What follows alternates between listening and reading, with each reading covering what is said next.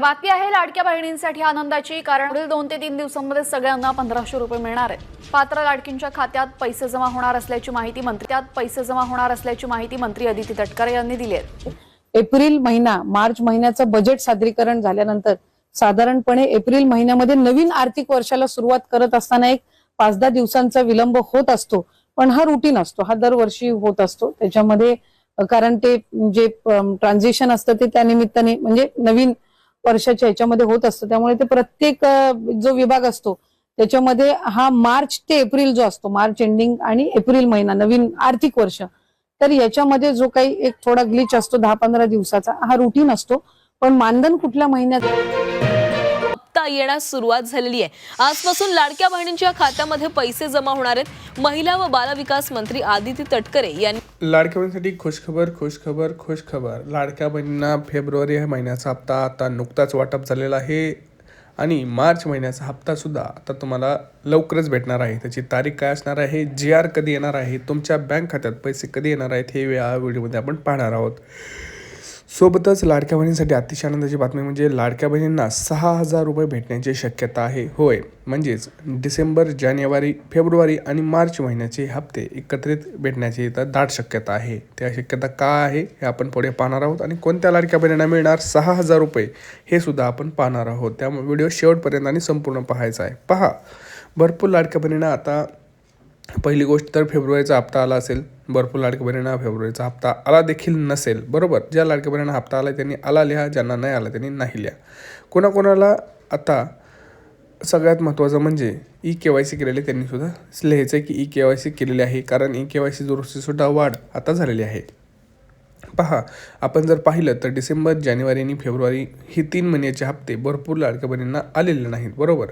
तर अशा लाडक्या बहिणींसाठी अतिशय आनंदाची बातमी आहे, कारण KYC संदर्भात एक मोठी अपडेट आलेली आहे। ती म्हणजे 30 एप्रिलपर्यंत KYC वाढलेली आहे।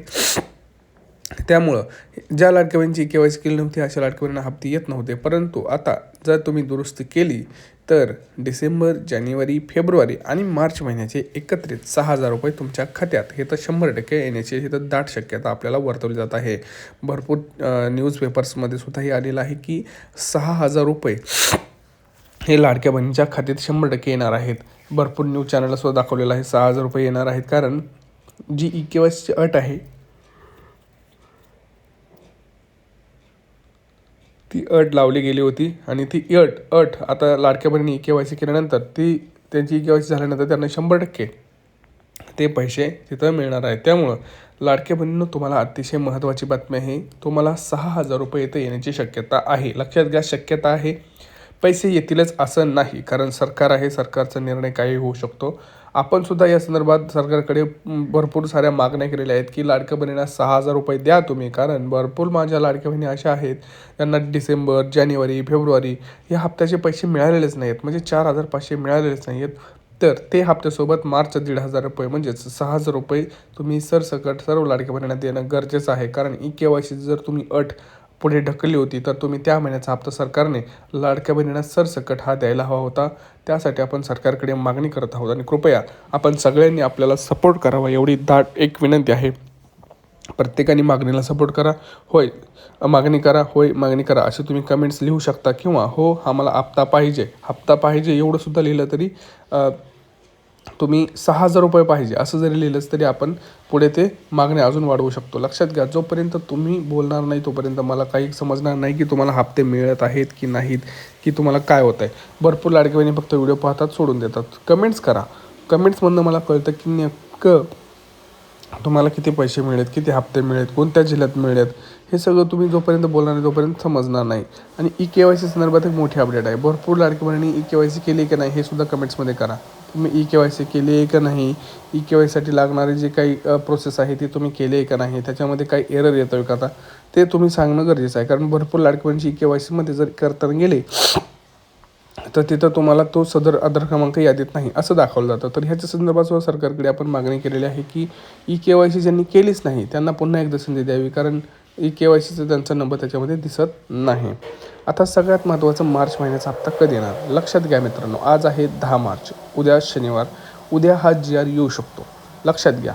उद्या जी येऊ शकतो, नाहीतर सोमवारी हा जी येऊ शकतो. कारण 19 तारखेला म्हणजे पुढच्या रविवारी आहे अक्षय तृतीया आणि सरकार अक्षय तृतीयासारखा मुहूर्त सोडणार नाही.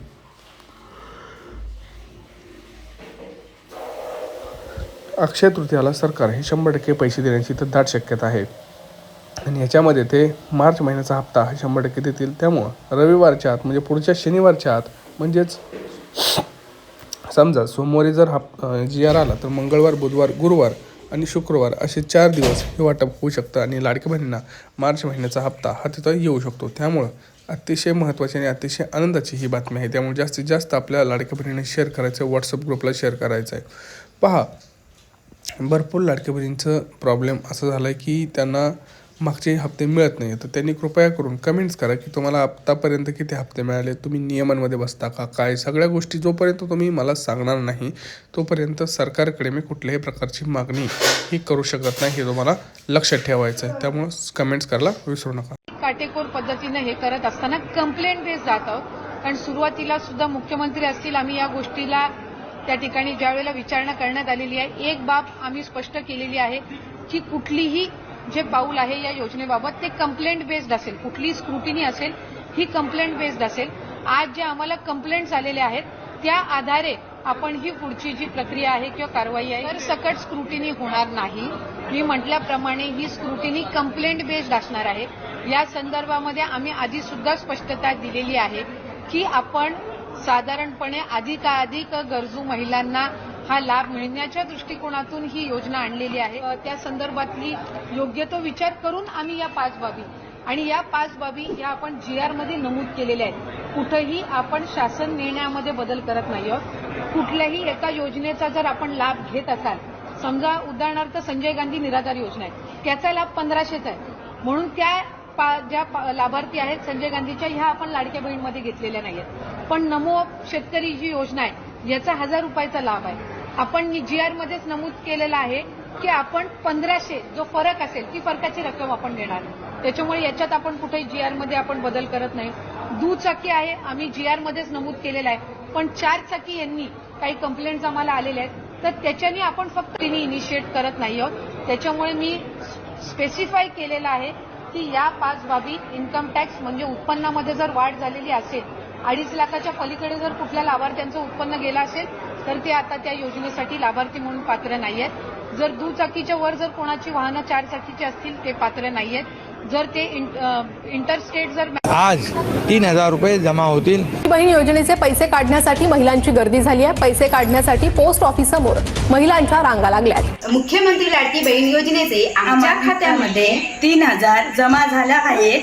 त्याबद्दल आम्ही महाराष्ट्र शासनाचे आभार मानतो आणि आनंदी